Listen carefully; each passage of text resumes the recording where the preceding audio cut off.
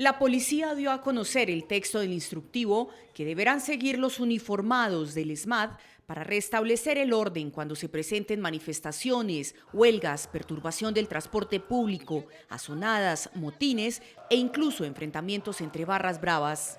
En el nuevo documento se cataloga al ESMAD con el nombre de Unidad Nacional de Diálogo y Mantenimiento del Orden.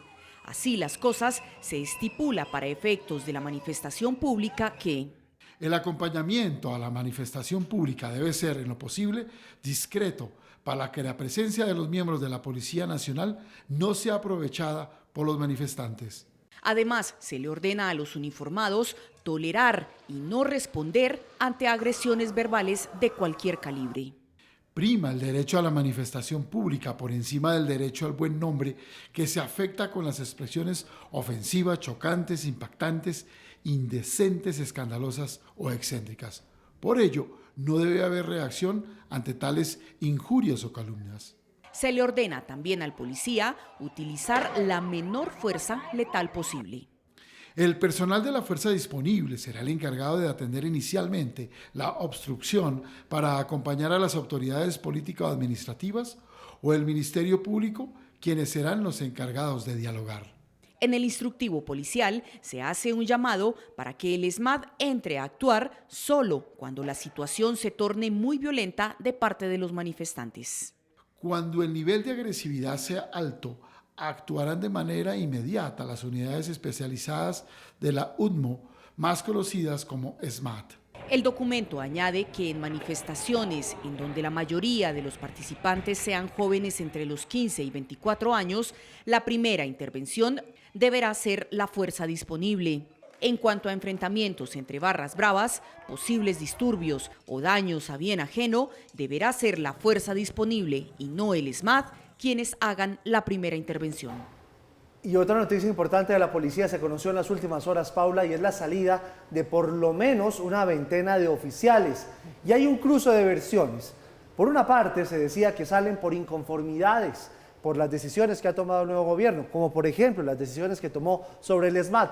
Pero por otra parte, la policía dice que no, que ellos no salen desilusionados ni desmoralizados, sino que las razones son distintas. Pero bueno, la situación sí amerita un análisis, porque estamos hablando de 23 oficiales, entre ellos, mire, 10 coroneles, un mayor, 3 capitanes que hicieron esta solicitud de pedir su retiro voluntario. El ministro de Defensa firmó la resolución 5709, con la cual se autorizó el retiro voluntario de 23 oficiales de la policía. La decisión de los uniformados se dio días después de los resultados de la segunda vuelta presidencial, pero fue solo hasta el pasado 23 de septiembre que a través de este documento firmado por el ministro de Defensa se aprobó el retiro de los oficiales. Los que se despiden de la institución castrense son 10 tenientes coronel, un mayor, 3 capitanes, 7 tenientes y 2 subtenientes. Pero este número de oficiales resulta mínimo en comparación a la cantidad de policías que han solicitado su retiro durante este año. En total, a la oficina de la Dirección de la Policía han llegado 132 solicitudes de retiro, 40 de ellas en el mes de enero, 18 en marzo, 21 en mayo, 30 en junio y las 23 más recientes en este mes de septiembre. Esos retiros son por motivos diferentes. Habría que mirar cuál es la motivación específica de cada uno de los que han pedido el retiro últimamente en la policía. Porque si ellos aducen que es una desmotivación, habría necesidad de estudiar cuáles son las causas y si es algo que se puede corregir, pues se debe corregir para conservar el personal en la institución. Fuentes consultadas al interior de la policía indican que el retiro masivo de oficiales y suboficiales en parte se ha debido a la desmotivación que existe por los cambios que poco a poco se están haciendo en la institución en materia de manejo de orden público cuando se presentan marchas, disturbios o provocaciones a los policías. De hecho, los últimos 23 oficiales que salen tenían labores en diferentes partes del país de control de orden público.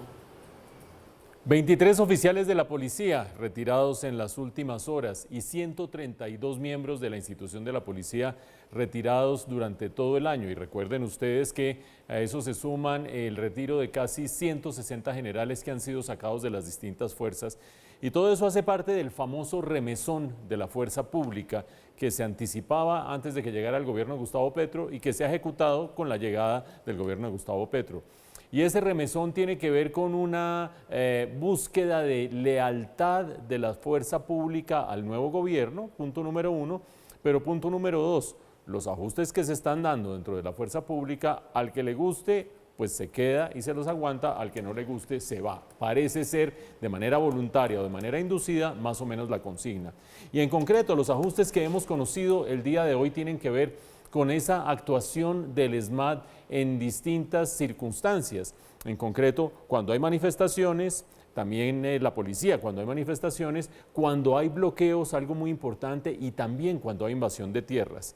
En resumen, los principales aspectos son cuando hay manifestaciones, la policía no puede ir al lado de la manifestación, ni frente de la manifestación, ni cerrándola, porque eso se podría considerar provocación. Tiene que ir discretamente, alejada de la manifestación, acompañándola, pero discretamente, y algo muy significativo.